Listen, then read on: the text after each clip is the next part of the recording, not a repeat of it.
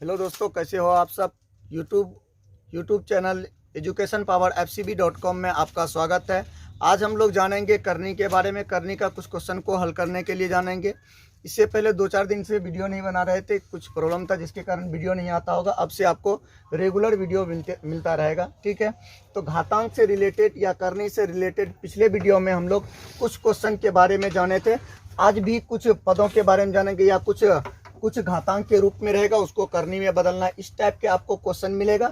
इनको मतलब इसको समझना है। इसको समझ करके आपको करनी का क्वेश्चन को क्या करना है, हल करना है। इसमें जैसे पहला क्वेश्चन है घातांक को करनी में बदलना, ठीक है। उसके बाद करनी को घातांक में बदलना।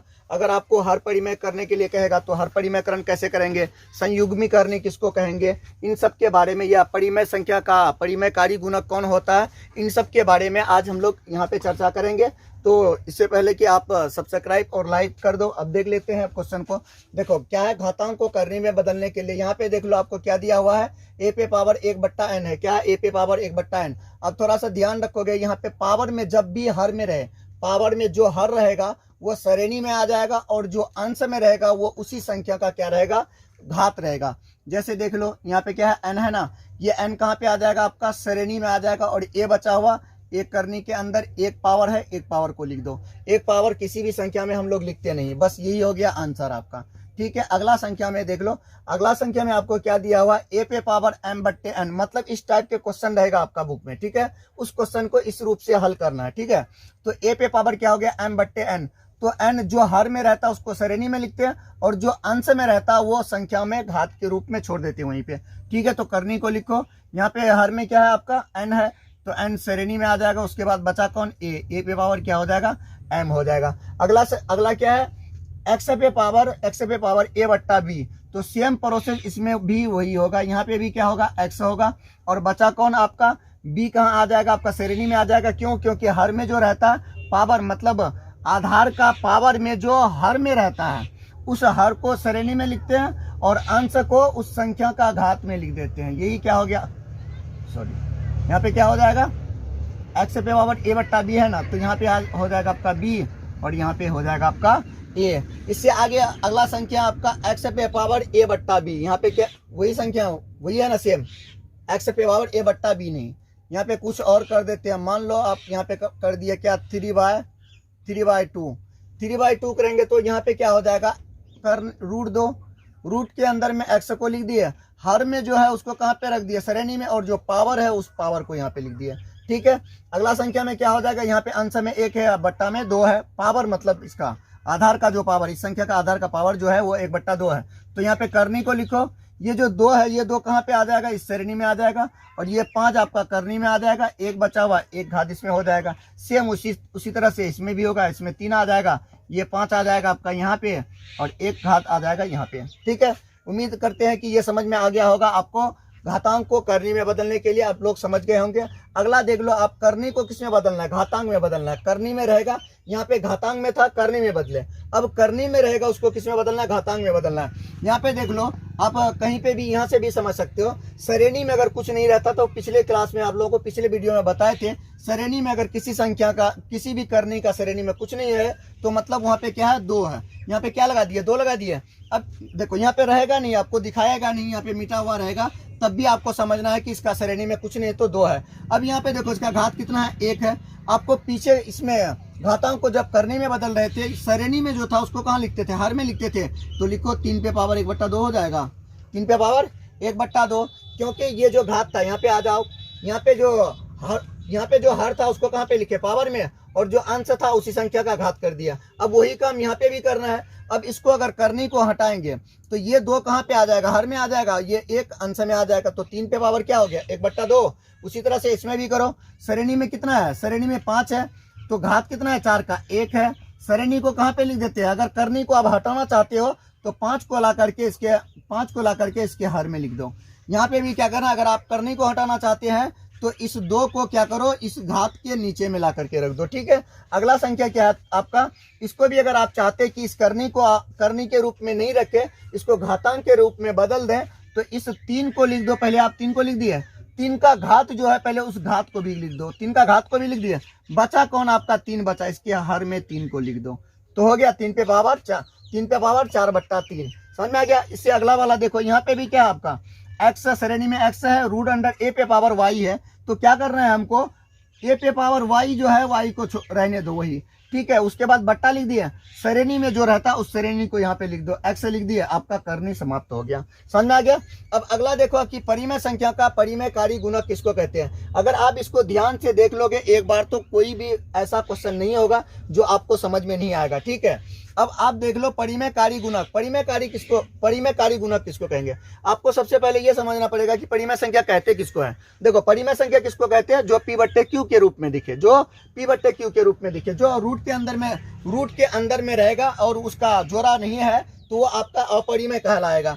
यहाँ पे आपका √2 है, यहाँ पे देखो परिमेयकारी गुणक, गुणक का मतलब गुना, इसमें जो √2 में जो है कौन सा परिमेय संख्या गुना है। तो देखो यहाँ पे एक गुना है, तो अब पहला का यहाँ पे आपसे पूछेगा कि इस समय इस परिमेय संख्या का कौन सा एक सब में परिमेय संख्या कॉमन है। एक परिमेय संख्या का एक हो गया आपका परिमेय, एक हो गया आपका अपरिमेय, एक हो गया आपका परिमेय और एक हो गया अपरिमेय। आपको पूछ रहा है कि परिमेय संख्या का परिमेयकारी गुणक कौन होगा। तो परिमेयकारी गुणक कौन हो जाएगा, √2 हो जाएगा। क्या होगा, √2 हो जाएगा, क्योंकि परिमेय संख्या मेरा 1 है और परिमेयकारी का जो गुणक होगा वो क्या हो जाएगा, √2 हो जाएगा। इस संख्या में भी कितना है परिमेयकारी, आपका गुना 1 है, मतलब परिमेय संख्या आपका 1 है और उसके साथ अपरिमेय संख्या कौन है, 5√3 है। परिमेय और अपरिमेय है। तो आपसे ये पूछ रहा है कि परिमेय संख्या का परिमेयकारी गुणक कौन है। तो परिमेय संख्या का परिमेयकारी गुणक ये अपरिमेय है, ये अपरिमेय आपका है कितना, 5√3 है। कितना है, 5√3। अब इसमें आ जाओ, इसमें ये नहीं कि सिर्फ √3 होगा, नहीं, क्योंकि ये 6 गुना में नहीं है, ये प्लस में है। किसमें, प्लस में। इसमें जो परिमेय संख्या होगा इसमें भी परिमेय संख्या 1 ही होगा। यहाँ पे ये मत समझ लेना कि ये परिमेय संख्या मेरा 6 वाला है, सिर्फ 6 वाला नहीं, यहाँ पे परिमेयकारी गुणक पूछ रहा है, योग या अंतर नहीं पूछ रहा, परिमेयकारी गुणक पूछ रहा। गुणक का मतलब गुना में होना चाहिए। तो ये पूरा एक पद है, उसके साथ में जो गुना है एक परिमेय संख्या, उस परिमेय संख्या से जब गुना करोगे तो क्या आएगा, यहाँ से गुना करेंगे तो मान में कुछ भी चेंजिंग नहीं आएगा। तो परिमेय कौन हो गया, मेरा 1 हो गया। इसका परिमेयकारी गुणक कौन हो गया, 6 + √3, 6 + √3। आगे चलो 10 - √5 का परिमेयकारी गुणक क्या होगा। तो यहाँ पे भी सेम प्रोसेस होगा, यहाँ पे भी क्या होगा, सेम प्रोसेस। यहाँ पे भी जो गुना है 1 के साथ में कौन गुना है, 1 के साथ में कौन है, 10 - √5। तो परिमेय संख्या का गुणक कौन हो जाएगा, अपरिमेय हो जाएगा, कौन है, 10 - √5। ठीक है। अब चलते हैं हम लोग संयुग्मी करने की ओर। किसके ओर, संयुग्मी करनी किसको कहते हैं। देखो संयुग्मी करनी उसको कहते हैं दो अपरिमेय संख्या का जोड़ घटा और गुना। अगर आपको परिमेय संख्या ही मिल रहा है, किसी दो संख्या या दो समूह का गुणनफल या योगफल आपको परिमेय संख्या ही मिले, ऐसे परिमेय संख्या को क्या कहते हैं हम लोग, संयुग्मी करनी कहते हैं। ऐसे को क्या कहते हैं, संयुग्मी करनी। तो यहाँ पे देख लेते हैं कि क्या ये संयुग्मी करनी है। हाँ ये संयुग्मी करनी है, ये संयुग्मी करनी है, संयुग्मी करनी है। क्यों संयुग्मी करनी है, क्योंकि जब आप इसका जोड़ घटा या गुना करोगे तो आपको क्या मिलेगा, गुना करके आप घर में बैठ करके गुना करते रहना, ठीक है। आपको यहाँ पे क्या मिलेगा, ये रूट के रूप में ही आपको इसका मान मिलेगा। किसके रूप में, रूट के ही रूप में आपको मान मिलेगा। तो इसी मान को हम लोग क्या कहेंगे, संयुग्मी करनी कहेंगे। संयुग्मी करनी मतलब जोड़ घटा या गुना करने पर आपको फिर करनी में ही मान आ रहा है, उसी को क्या कहते हैं, संयुग्मी करनी कहते हैं। सेम उसी तरह से ये भी है, पद जितना भी रहे लेकिन जोड़ घटा या गुना करने के बाद आपको क्या मिलना चाहिए, एक करनी के रूप में ही मिलेगा। तो ऐसे को क्या बोलेंगे हम लोग, संयुग्मी करनी बोलेंगे। अब देख लेते हैं हम लोग कि हर परिमेय संख्या किसको कहते हैं। ठीक है, आप इसको एक बार देख लो, उसके बाद एक साइड मिटा करके हर परिमेय करण का कुछ टिप्स बता देते हैं या कुछ रूल जो है उस रूल को बता देंगे। ठीक है, आप देख लो एक बार। हो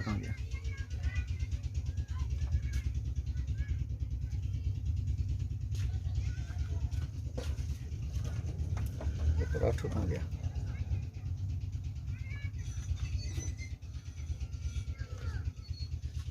चलो अब देख लेते हैं हम लोग हर परिमेयकरण को कि हर परिमेयकरण कैसे करेंगे।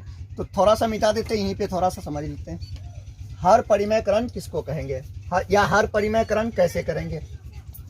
हर का परिमेयकरण आप पहले इसको समझने का कोशिश करो कि हर का परिमयकरण मतलब हर क्या रहेगा, अपरिमेय रहेगा। उसको क्या करना है हमको, हर जो रहेगा वो आपका किस में रहेगा, अपरिमेय रहेगा। और उसको क्या बनाना है, आपको परिमेय संख्या बनाना है। तो क्या करेंगे उसके लिए, ठीक है। तो देख लेते हैं कि क्या करते हैं उसके लिए। चलो ये तो समझ में आ गया होगा आप लोगों को। मिटा देते हैं अब इसको।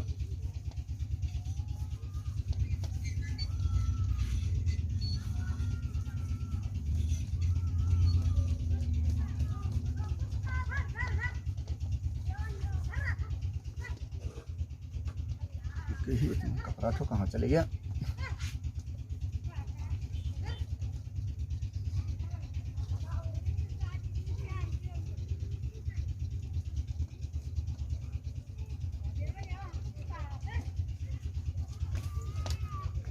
चलो हाथ से ही मिटा देते हैं।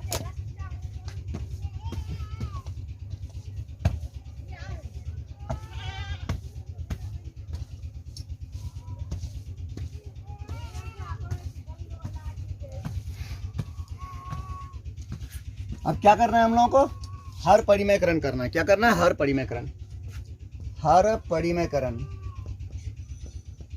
हर परिमयकरण।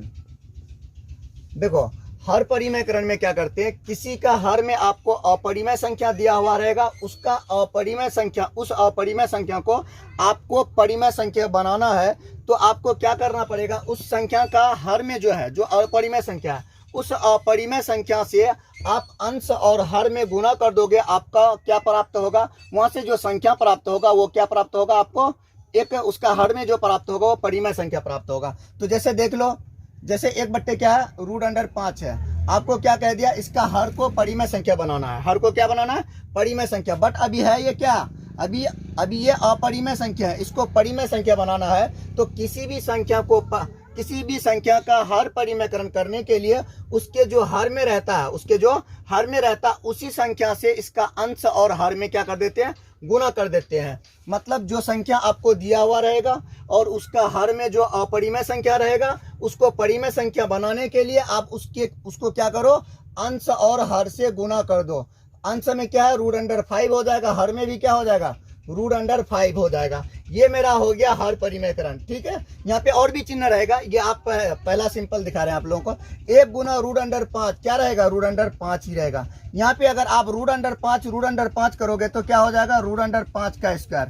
अगर √5 का स्क्वायर हटेगा तो ये करनी भी हटेगा, बचेगा कितना, √5/2 बचेगा। क्या बचेगा, √5/2। तो इसका मतलब क्या हुआ कि इसका हर में जो था पहले अपरिमेय, 2 होगा या 5 होगा, 5 होगा ना। इसका हर जो था पहले अपरिमेय था, लेकिन इसका हर को हम लोग क्या बना चुके हैं, परिमेय संख्या बना चुके हैं। तो परिमेय संख्या बनाने के लिए क्या किया, उसका हर को क्या किए, समान समान संख्या से अंश को भी और हर को भी गुना किया और वहां से हमको परिमेय संख्या मिल गया। ये नहीं कि सिर्फ आपको इसी रूप में रहेगा, आपको इस रूप में भी रह सकता है। 1/2 प्लस √3, 2 प्लस √3। तो ऐसे सिचुएशन में क्या करना है, तो ऐसे स्थिति में क्या करना है, आपको विपरीत चिन्ह लेना है, सेम वही काम करना है। ये नहीं कि यहाँ पे चेंज हो जाएगा, नहीं, कुछ भी चेंज नहीं होगा। सिर्फ ये चेंज होगा कि इसका यहाँ पे जो प्लस चिन्ह है, ये प्लस क्या हो जाएगा, माइनस हो जाएगा। क्या हो जाएगा, माइनस हो जाएगा। तो 2 - √3, ठीक है। यहाँ पे गुना कर देंगे ना इसको, 1/2 प्लस √3, ठीक है, गुना कर दिया। अब अंश को अंश से गुना कीजिए और हर को हर से गुना कीजिए। इसको गुना करोगे क्या हो जाएगा, 2√2 माइनस √3 हो जाएगा। अब यहाँ पे गुना कर लो आप इसका। देखो ये पूरा पद है और ये भी आपका क्या है, पूरा पद है। इसको इस रूप से भी कर सकते हैं, a माइनस बी का होल स्क्वायर से भी कर सकते हो, बट वो नहीं करना, हमको गुना करना है। इसको और इसको गुना करो, कितना हो जाएगा, 2 दूना 4 हो जाएगा। अब फिर इसको गुना करो, प्लस गुना माइनस, माइनस ही रहेगा, 2√3 हो जाएगा, 2√3 हो जाएगा। फिर कौन बचा, ये बचा, इसको गुना करो, कितना हो जाएगा, 2√3 हो जाएगा, प्लस इसको अगर गुना करोगे कितना हो जाएगा, प्लस 2√3 हो जाएगा। उसके बाद आ जाओ किसमें, इसको गुना करो, √3 प्लस गुना माइनस क्या हो जाएगा, माइनस हो जाएगा। √3 क्या हो जाएगा, +3 आ जाएगा, क्योंकि ये दोनों को गुना करेंगे तो 3 का स्क्वायर हो जाएगा, ये स्क्वायर और ये 38 हो जाएगा, तो बचेगा सिर्फ 3। तो क्या बचा यहाँ पे देखो, तो 2 - √3 बट्टा 2 - √3 बट्टा, यहाँ पे क्या करना है, इसको घटाओ, देखो घटेगा कौन कौन, यहाँ पे 2√3 + 2√3, एक प्लस में है एक माइनस में है, तो एक क्या हो जाएगा, घट के 0 हो जाएगा। अब देखो बचा आपका कौन कौन बचा, 4 में से 3 को प्लस, ये 4 बचा और प्लस कितना बचा, 3 बचा, इस 3 को रख दो। अब इनका जोड़ घटा हम लोग कर सकते हैं, 2 - √3 बट्टा 4 3 7, ये हो गया आपका क्या आंसर हो गया। तो हर परिमेय संख्या भी देख लिए।